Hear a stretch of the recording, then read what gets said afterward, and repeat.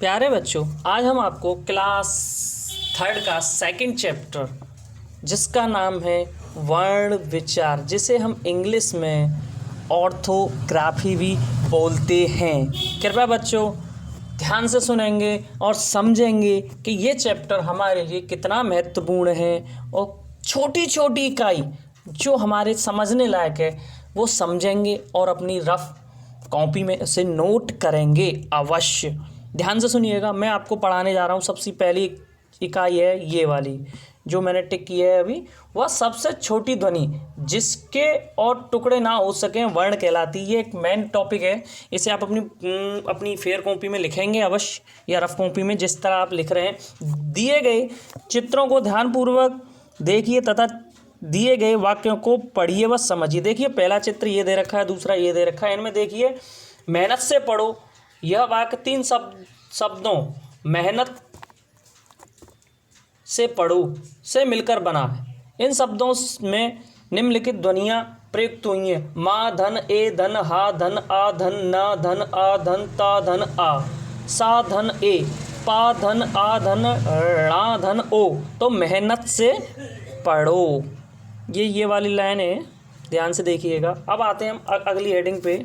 उपयुक्त शब्द विभिन्न ध्वनियों के मेल से बने होते हैं। ये ध्वनियाँ सबसे छोटी ध्वनियाँ हैं, इनके और टुकड़े नहीं किए जा सकते। इन ध्वनियों को ही वर्ण कहते हैं। ये आप हेडिंग याद करेंगे। आगे नेक्स्ट हेडिंग पे चलते हैं। वर्णों के प्रकार, काइंड्स ऑफ लेटर। प्रत्येक भाषा में अनेक वर्ण होते हैं। भाषा में प्रयोग में लाए जाने वाले सभी वर्णों के निश्चित तथा क्रमिक समूह को वर्ण कहते हैं। नेक्स्ट हेडिंग हमारी है वर्णों के प्रकार, काइंड्स ऑफ लेटर। हिंदी भाषा में दो प्रकार के वर्ण होते हैं, स्वर और व्यंजन। आइए हम सबसे पहली हेडिंग चलते हैं स्वर पे। इसे हम देखेंगे बॉक्स वाली को, और इसे अवश्य अपनी रफ कॉपी या फेयर कॉपी में अवश्य लिखेंगे। जिन वर्णों का उच्चारण करते समय मुख से निकलने वाली वायु के मार्ग में कोई रुकावट नहीं होती, उन वर्णों को स्वर कहते हैं। इन वर्णों का उच्चारण स्वतंत्र रूप से होता है। आइए आगे देखते हैं। निम्नलिखित वर्ण स्वर कहलाते हैं। ये हेडिंग है हमारी। तो देखिए छोटा, बड़ा, छोटी, बड़ी, छोटा ऊ, बड़ा ऊ, री से ऋषि, छोटी है, बड़ी है, छोटा ऊ, बड़ा ऊ। ये हमारे स्वर हैं, इन्हें हम ध्यान देखेंगे। अगर आपसे कोई भी क्वेश्चन करता है कि हिंदी वर्णमाला में हमारे कितने स्वर होते हैं तो आप अवश्य बता दें, ठीक है। स्वर वर्णों की संख्या 11 होती है। अगर आपसे कोई ये टॉपिक करता है, क्वेश्चन करता है कि हमारे स्वर वर्णों की संख्या कितनी होती है, तो आपको तुरंत बताना है कि हमारे स्वर वर्णों की संख्या 11 होती है। नेक्स्ट पॉइंट है हमारा। आगे बढ़ते हुए हम चलेंगे अब स्वरों के भेद, काइंड्स ऑफ वॉवेल्स। ध्यान से सुनेंगे, इसमें आपके लिए बहुत उपयोगी चैप्टर है बेटा। आपको लिखना नहीं आता, पढ़ना नहीं आता, समझना नहीं आता, तो इसके बारे में आपको सब ठीक से समझना आ जाएगा। उच्चारण के आधार पर स्वर वर्णों को दो भागों में बांटा गया है। नंबर 1 ह्रस्व स्वर, शॉर्ट वॉवेल्स। नंबर 2 दीर्घ स्वर। आइए सबसे पहले हम चलते हैं ह्रस्व स्वर पे। जिन स्वरों के बोलने में अन्य स्वरों की अपेक्षा कम समय लगता है उन्हें ह्रस्व स्वर कहते हैं। इनकी संख्या 4 होती है। ये वाली संख्या है, ये हैं बेटा, इनकी संख्या 4 होती है। आ, ई, उ, ऋषि। आइए सेकंड लाइन पे चलते हैं हम। दीर्घ स्वर। जिन स्वरों के बोलने में ह्रस्व स्वरों की अपेक्षा अधिक समय लगता है उन्हें दीर्घ स्वर कहते हैं। इन स्वरों की संख्या 7 होती है। ये स्वर हैं हमारे, इन स्वरों की संख्या 7 होती है बेटा, ध्यान से देखेंगे। आइए नेक्स्ट सेकंड पॉइंट पे आते हैं। हमारा नंबर 2 हेडिंग है व्यंजन, जिसे हम इंग्लिश में कॉन्सोनेंट बोलते हैं। जो वर्ण स्वरों की सहायता से बोले जाते हैं उन्हें व्यंजन कहते हैं। ये अपनी नोटबुक में अवश्य लिखेंगे बेटा। ये छोटी छोटी डेफिनेशन हमारे आगे जाके बहुत उपयोगी कहलाती हैं और याद भी रहती हैं। ये वाली हेडिंग आगे पढ़ेंगे हम। वर्णों का उच्चारण करते समय मुख से निकलने वाली वायु के मार्ग में रुकावट होती है। आइए आगे बढ़ते हुए व्यंजन के भेद, काइंड्स ऑफ कॉन्सोनेंट्स। उच्चारण के आधार पर व्यंजन 3 प्रकार के होते हैं। नंबर 1 स्पर्श व्यंजन, नंबर 2 अंतस्वस्थ व्यंजन, नंबर 3 ऊष्म व्यंजन। देखिए आइए सबसे पहले हम चलते हैं नंबर 1 पे, स्पर्श व्यंजन। जिन व्यंजनों का उच्चारण करते समय जीभ मुख के भीतर विभिन्न स्थानों का स्पर्श करती है उन्हें स्पर्श व्यंजन कहते हैं। ये व्यंजन का से लेकर मा तक संख्या में 25 हैं। उन्हें 5 वर्गों में बांटा गया है। आगे देखिए, ये हमारी संख्या 25 होती है और का से लेके मा तक ये 25 वर्ग कहलाते हैं। ध्यान से देखिएगा, और इनको 5 वर्गों में बांटा गया है। देखिए वर्ग, व्यंजन और उच्चारण। तो देखिए का वर्ग, चा वर्ग, टा वर्ग, ता वर्ग और पा वर्ग। आइए इस पे चलते हैं। का ख घ घ ण, चा छ जा जा, टा ठा णा णा तृण, ता थ दा ध न, पा फ ब भ म, कंठ, तालु, मूर्धा, दंत और ओष्ठ। ध्यान से सुनिएगा, ये बेटा हमारे टॉपिक में आते हैं, इनको ध्यान से देखिएगा। अब चलते हैं हम अंतस्वस्थ व्यंजन, जैसे य र ल तथा व अंतस्वस्थ व्यंजन कहलाते। इन वर्णों का उच्चारण करते समय जीभ मुख के भीतर भागों में मामूली सा स्पर्श करती है। आइए नंबर 3 हेडिंग है ऊष्म व्यंजन। ऊष्म का अर्थ होता है गर्म। कुछ व्यंजनों का उच्चारण करते समय हवा मुख के विभिन्न भागों में रगड़ जाती है और रगड़ खाती हुई बाहर आती है। व्यंजनों के इस रगड़ के साथ बोलने पर गर्मी उत्पन्न होती है। इस कारण ये वर्ण ऊष्म व्यंजन कहलाते हैं। इन व्यंजनों की संख्या 4 है। ये देखिए हमारे 4 व्यंजन हैं। श, सीटी वाला श, पेचक वाला श, सड़क वाला श और हाथी का हा। आगे चलेंगे हम।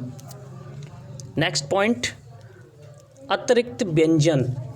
देखिए ध्यान से सुनिएगा, णा तथा ड़ा, णा और णा अतिरिक्त व्यंजन के रूप में वर्णमाला में आते हैं। टा वर्ग और णा वर्ग और णा वर्ग के नीचे बिंदु लगाने पर उनके स्वरूप णा और णा तथा ध्वनिया के अंतर आ जाता है। जैसे णा पे पकड़, इसे देखिएगा, मैं इसे पढ़ रहा हूँ, पकड़, सड़क, लड़ाई। और णा वर्ग बूढ़ा, पढ़ाई और चढ़ाई। ध्यान से देखिएगा। संयुक्त व्यंजन, ज्वाइंट कॉन्सोनेंट, छ, त्र, ज्ञ तथा श्र संयुक्त व्यंजन है। 2 व्यंजनों के संयोग से बनने के कारण संयुक्त व्यंजन कहलाते हैं। जैसे छ पे देखेंगे, छ, क धन श तो क्षय, क्षमा, क्षण। त्र, त धन र, पत्र, चित्र, मित्र। ज्ञ, ज धन चूल्हे बनिया तो ज्ञान, यज्ञ, ज्ञात। श्र, श धन र, श्रम, आश्रम और श्रवण। ध्यान से देखिएगा। द्वैत्व व्यंजन। Next heading, double consonant. जब तक एक व्यंजन ध्वनि अपने जैसी ही अन्य ध्वनि से संयुक्त होती हो तो द्वित्व व्यंजन रचना होती है। जैसे का धन क तो चक्कर, शक्कर। टा धन ट, टट तो लट्टू, पट्टा। नेक्स्ट, च धन च, बच्चा, सच्चा। सा धन श तो रस्सी और लस्सी। ध्यान से देखिएगा, लस्सी के नाम से सभी के मुंह में पानी आ गया होगा, क्योंकि इस सीज़न में तो लस्सी बहुत अच्छी चलती है। किस किस के घर बनती है देखिएगा ज़रूर, और पिएगा ज़रूर। पढ़ाई के साथ खाना पीना भी ज़रूरी है। एंजॉय करते रहिए, पढ़ाई का आनंद लेते रहिए। आइए अब हम आगे चलते हैं। आयोग वाह, आफ्टर साउंड। हिंदी वर्णमाला में स्वरों और व्यंजनों के अतिरिक्त 2 अन्य वर्ण भी हैं, अ और अंग। ये दोनों स्वरों के बाद लिखे जाते हैं, परंतु ये ना तो स्वरों की गणना में आते हैं और ना ही व्यंजनों की गणना में। स्वरों के साथ प्रयोग किए जाने के कारण ये व्यंजन भी नहीं बन पाते तथा स्वतंत्र रूप से प्रयोग ना किए जाने के कारण इन्हें स्वर भी कहा जा सकता है। किसी के भी साथ स्थान ना पाने के कारण इन्हें आयोग वाह कहा जाता है। छोटी अंग अनुस्वार तथा बड़ी अंग विसर्ग कहलाते हैं। आइए अनुस्वार के बारे में जानेंगे। क्या है नशल? अनुस्वार का उच्चारण वर्णों के पहले 5 वर्गों का वर्ग, चा वर्ग, टा वर्ग, ता वर्ग और पा वर्ग के अंतिम वर्णों के अर्धांश के समान नासिक से होता है। जैसे कंधा, मंचन, चंचल, पंखा, शंख, घंटा, पंप आदि। इसे हम ध्यान से देखेंगे, इसे पढ़ेंगे भी। अनुनासिक, इसे चंद्र बिंदु भी कहा जाता है। चंद्र बिंदु का चिन्ह ये होता है, ध्यान से देखिएगा। इसे स्वरों का उच्चारण नाक और मुख से किया जाता है, जैसे मुंह, हंस, चांद आदि। विसर्ग, कॉलम, ध्यान रखिएगा। संस्कृत में हिंदी में आए कुछ शब्दों के साथ विसर्ग की मात्रा का प्रयोग किया जाता है। इसका उच्चारण ह के समान होता है, जैसे अतः, पुनः, प्रातः आदि। देखिए बेटा, ये आपकी याद रखने योग्य कुछ बातें हैं, ये आपको याद अवश्य रखनी होंगी और अपनी नोटबुक में अवश्य आपको लिखना है।